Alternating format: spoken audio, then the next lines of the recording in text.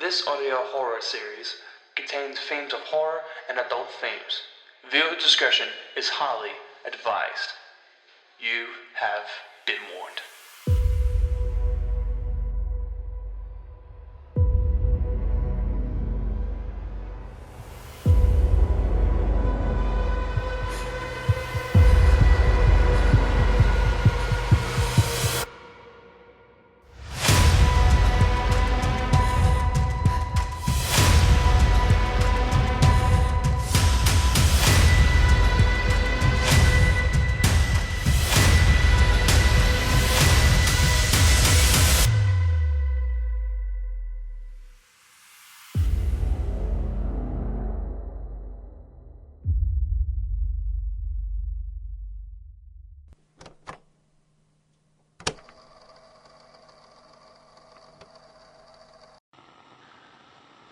Hey, it's me again. It's been 2 weeks since what happened last time. Still a bit freaked out by that. Just thinking about it, it's just, yeesh. May have a funeral for us three girls.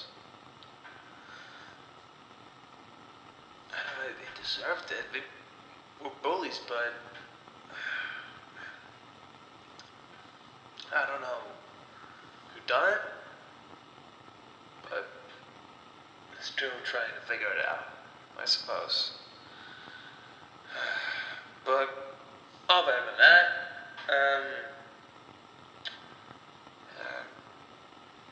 got another story from the collection of stories that twice already have happened. I'm just gonna probably read one more, I guess. Then take another break, I suppose. But yeah, let's just do this.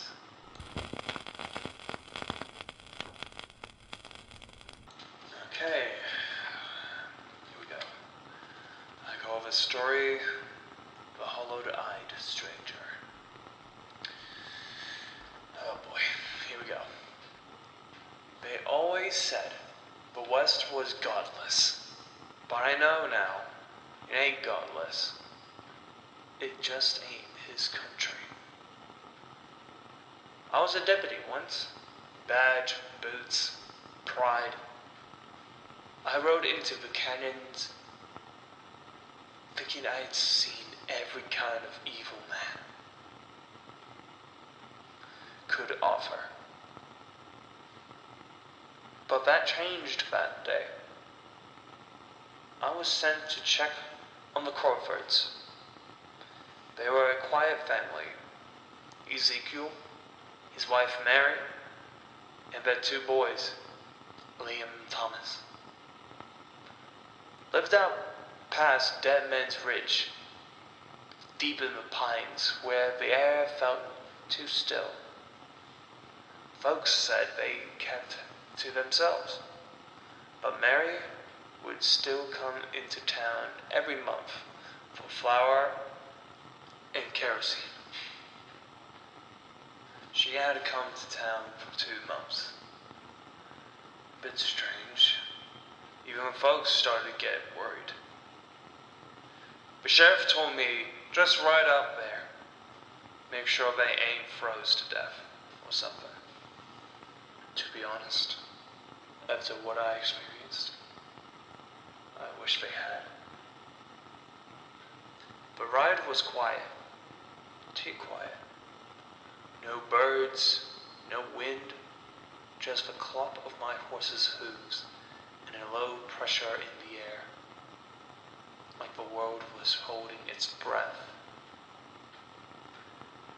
When I reached the Crawford place, it looked wrong. Not ruined, just hollow. The windows were black. The barn doors swung open and shut with a rusted groan, even though the air was still. I called out for them to come out, to check if they're home, but there was no answer. I stood there for only just a minute, then decided to enter in the cabin they live in. Inside the cabin, I found Ezekiel sitting at the kitchen table, eyes wide open, staring at the wall.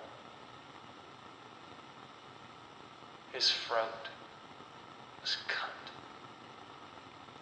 but he was still upright, like someone had propped him there for company.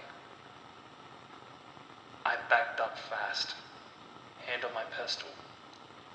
That's when I heard the floorboards creaked above me. Someone else was in the house. I crept up the stairs. The boys' room was first. Blood smeared across the walls in long, decorated streaks. And on the floor, 2 sets of clothes, folded, neat, but inside them were bones, brittled and white, as if the skin had just slipped off. Then I heard it behind me, a voice like sand scraping rawhide. Sheriff. I turned, gun drawn. To my shock, it was Mary, only her face was stretched too tight, like wet canvas. Her eyes were pure black, no whites, and her mouth didn't move right. I stepped back for a bit. Then I fired. The bullet hit her chest, but she didn't flinch. She grinned. Then she split open, like a seam tearing down the middle, and something stepped out of her. It had too many arms, too many jaws, and all its faces were familiar. The boys, Ezekiel, even my mother. Somehow, it was my mother, all stitched into one body. It spoke again, in all their voices. You carry light in you, lawman. Let me snuff it out. I don't remember running. I just remember the woods screaming around me. The trees bending toward me, like they wanted to drink my blood. I fell from my horse, somewhere past the ridge, broke my arm, but I kept crawling till I hit the river. The water burned like fire. But when I looked back, it wouldn't cross. It just stood there, wearing Mary's face, watching me, smiling. Now I don't sleep near trees. I don't trust reflections. And when someone knocks on my door at night, I don't answer unless I know exactly who it is. Because that thing didn't die. It's still out there.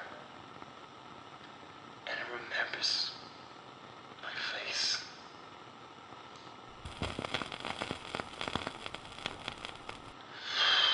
Okay, this one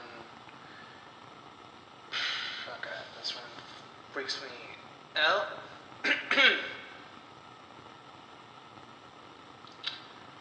I don't know what to feel about this one.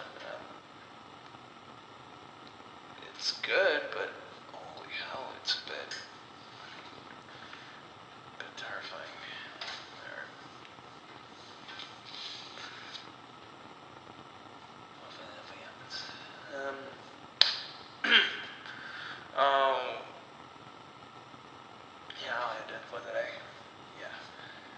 I should go, actually. It's getting a bit late, and I should have done this late. Okay. I'll talk to you guys later. And, yep.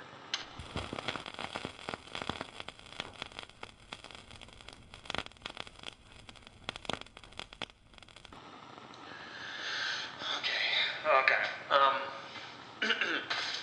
Okay. This is messed up, okay. The contacts on one of houses in my street.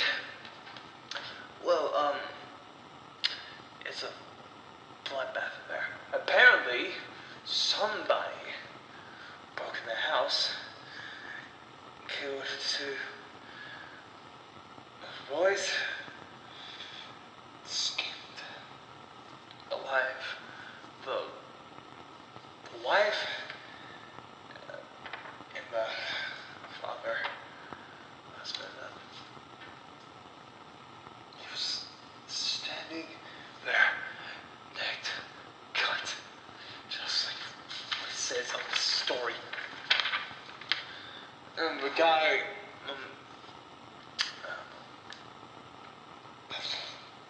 discovered this. He just found that the door was open. He had the name. Apparently, he also saw but something. He saw like a creature or something. Okay, I'm officially fucked up back 3 times. Okay, now this can't be a coincidence. This can't be a coincidence now. Please, I don't know what's going on. This is making me lose my mind. Okay. We should do one more story next. Just one more story. Then let's check these out. No, I'm never doing this again. I need to take a break. I really need to take a break.